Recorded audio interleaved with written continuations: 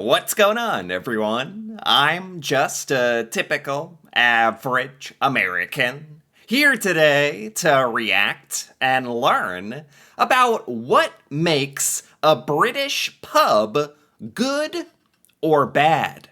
So today, I want to take a look at this Reddit discussion where somebody asked, what makes a pub good or bad?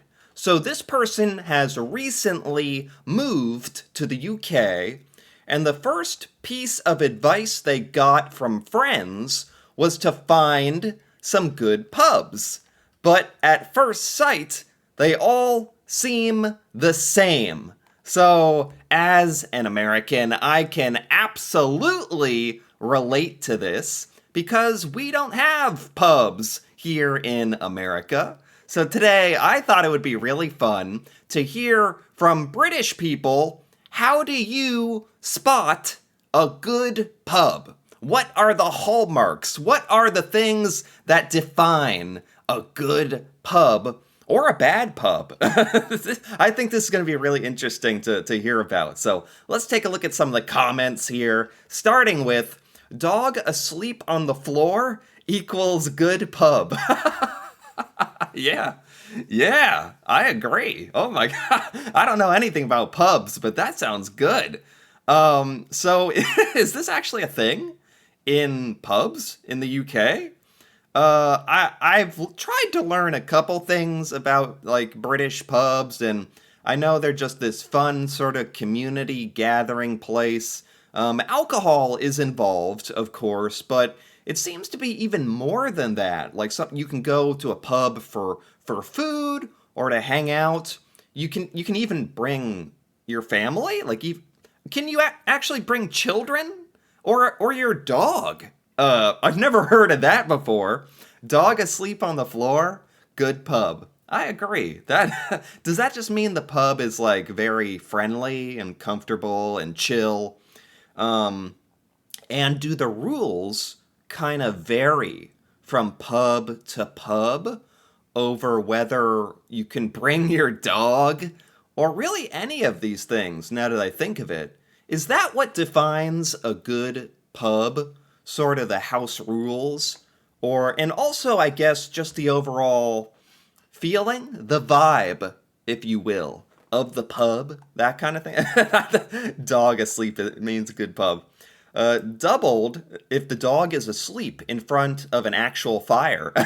Oh my gosh. Can you imagine? All your problems would instantly be solved. You would just instantly enter a state of bliss. If you walked into a pub and saw a dog asleep in front of a fireplace, oh, I can't even imagine. Oh my, that is great. Is there any British people out there who have actually like seen a dog in a pub? Is this a thing? This one was voted very highly. If the dog is at the pub, it's that's the trademark. That's the telltale sign of a good British pub. I like that. Let's keep going here. Might be controversial, but that's controversial is okay. I think. Let's see here. What makes a British pub good or bad? A flat roof equals bad. A flat roof, like the top of the building, is flat. That means it's bad? Why? What? Um, as opposed to like a sloped, slanted roof? That's somehow better? I'm trying to think of why this would be. Is this true? A flat roof on the pub building means it's not good? Does it mean it's like cheaper? Is a pointy sloped roof like more expensive, more sophisticated, if you will? What? Okay, is this true? Generic signs or overly well produced signs means it's a chain, not so good. Oh, there's actually British pub chains, huh? Oh, I've never even thought about that. Right. So for some reason, when I imagine pubs in the UK, I think every establishment is like its own unique small business, and all the pubs are like different and cool and but there's like chains of pubs, aren't there? Cuz in America, it's interesting cuz you see a lot of we have bars for one thing, bars, and they're usually inside of restaurants. In which case there'll be a chain. But if you just find a random bar, a lot of the time, in a random town or city, it's just its own independent bar, like Louis' Bar or something, and it's not a chain. So I guess we have both as well. So the point is, British pubs, if it's a chain, that's not as good. Really? You'd think they have like, popularity and standards and like money because they're like a big business and that'd be good. No, not the case. You want to find like a local like pub that's owned by like a small business owner or someone, an independent pub, indie pub. Is that right? Does that make them better? Uh, Generic signs are bad, but overly well produced, overly well done signs are also a warning. This is pretty funny. Actually, there's actually like these weird sort of signs and warnings that let you know if a pub is good or bad that I would never have thought about, like a flat roof, good signs. I would have walked straight in, been like, hey, this place has the flattest roof I've ever seen. That's nice. And I'd be, what? It'd be like the worst pub ever? I don't. Pictures of food on the menu or boards outside equals bad. Really? What? These are confusing to me. This is like the opposite of what I might think, to be honest.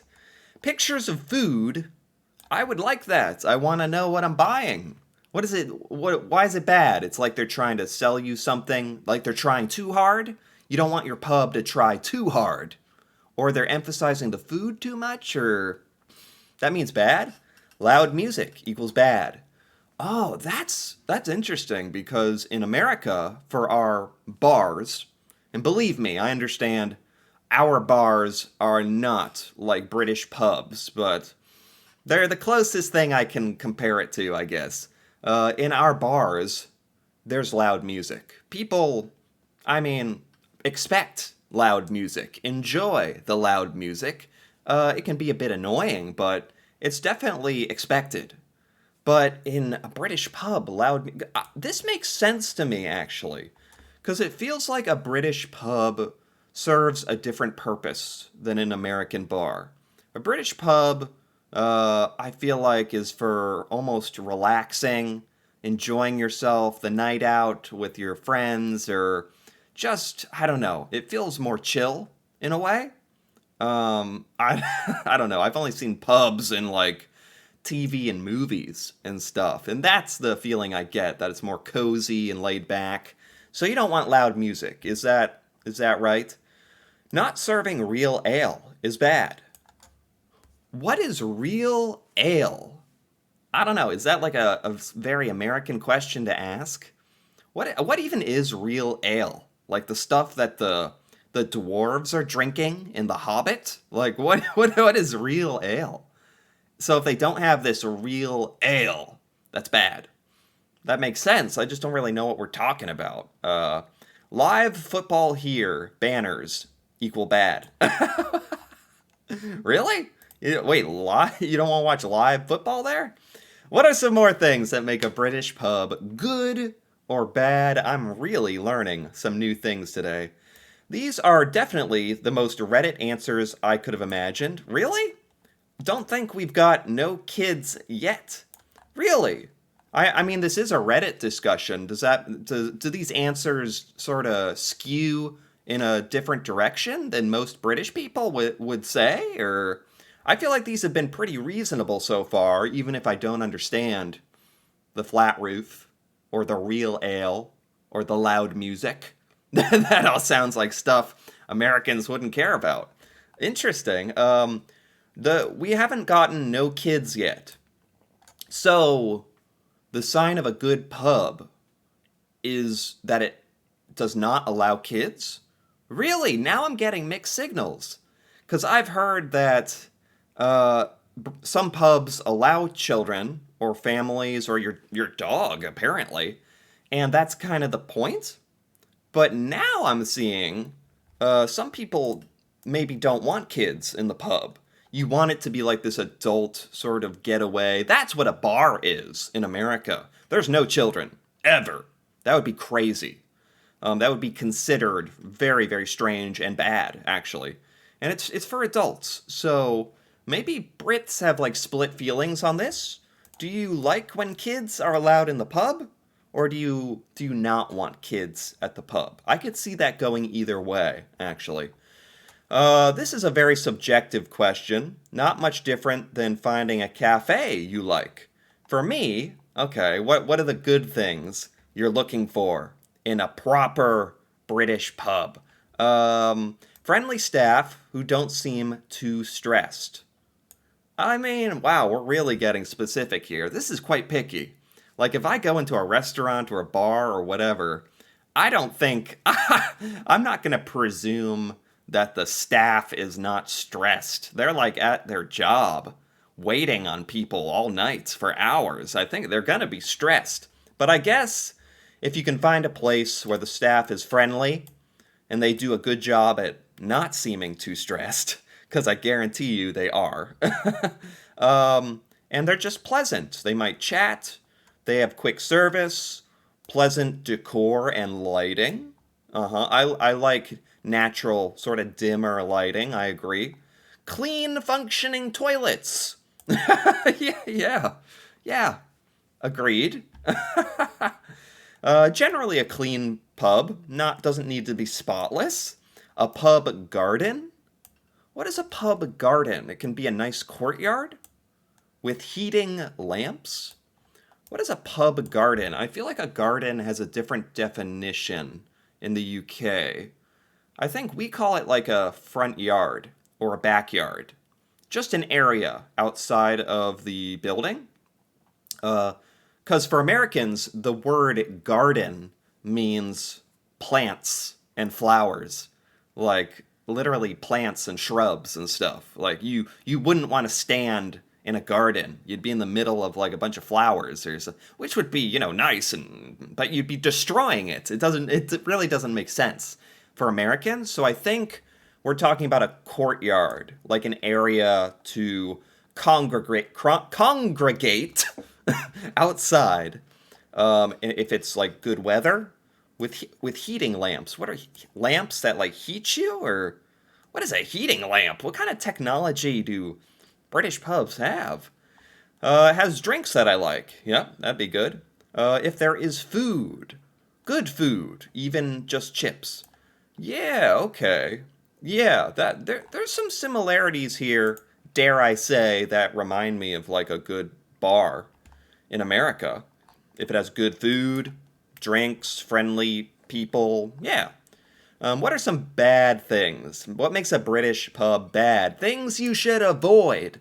Because, like we said at the beginning of this, the premise is, especially for Americans, when we go to the UK and people are like, you should check out the pub. We're like, okay. And we're probably going to walk into like some kind of chain pub with mean staff, with the flattest roof imaginable. And yeah, we don't know what makes it good or bad. So that's going to really affect our first impression. So what are the bad things we need to avoid? Hostility and people fighting? Is this common in British pubs, like actually fighting? Is that common enough that you need to like look out for it? All the tables, the bar, and the floor are sticky. Sticky? Sticky? Have you ever been in a pub that was sticky? Oh, you can't leave, can you? You walk in and that's how they get you. You're stuck to the floor. You can't go anywhere. You're just there all night. Oh my God, sticky. If it's expensive, okay. Card machine asks for tips when ordering at the bar. Well, I mean, yeah, a lot of Americans do get annoyed that It feels like all the machines these days do ask for a tip, um, no matter if you're being waited on or not. But I just figure that's kind of part of the technology at this point. If they have a tip jar, that's good, but I don't know. I feel like the card machine asking for a tip, maybe they can control that, but I just if I want to tip them, I tip them, and if I don't, I don't, and they just chase me out. Um, People being noticeably slaughtered, oh, hugely drunk at inappropriate times of the day. Oh wow, because I think that's a different thing about a pub as well. I think people in the UK go to pubs at like all hours of the day. Is that true? Because in America, you do not go to a bar unless it's at least like, I mean, you can go for maybe a drink and lunch at the earliest, but most people don't go to an actual bar until it's the evening at the earliest, really. So yeah, being drunk at inappropriate times a day, that's not considered like normal in America. Sounds like sort of the same thing in the UK. Let's scroll down here a bit more, see if we can get some others. What makes a British pub good or bad? Loud music is bad.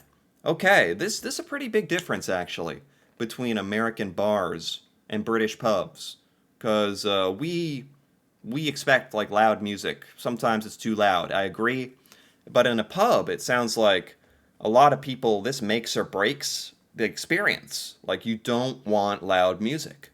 My preference is no music.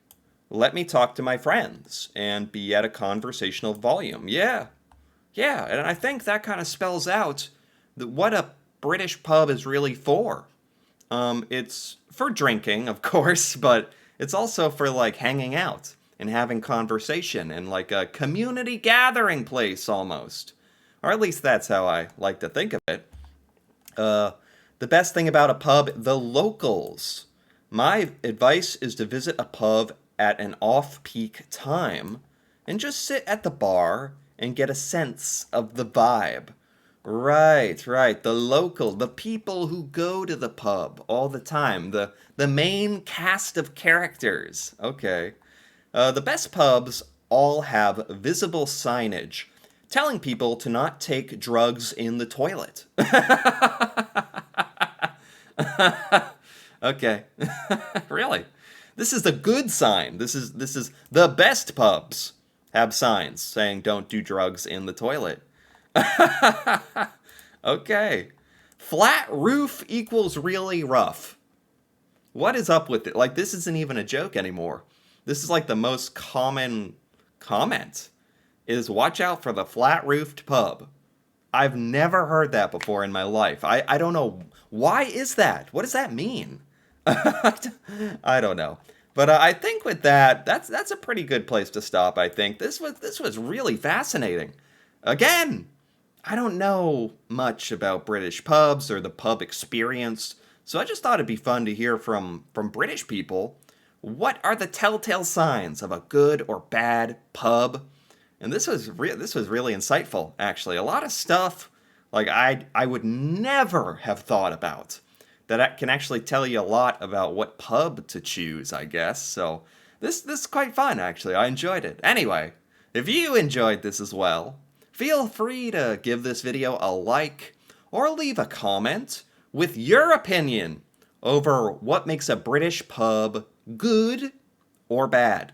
That'd be very fun to hear about. And if you're interested in more videos like this, me reacting to Britain and British culture, feel free to subscribe for more.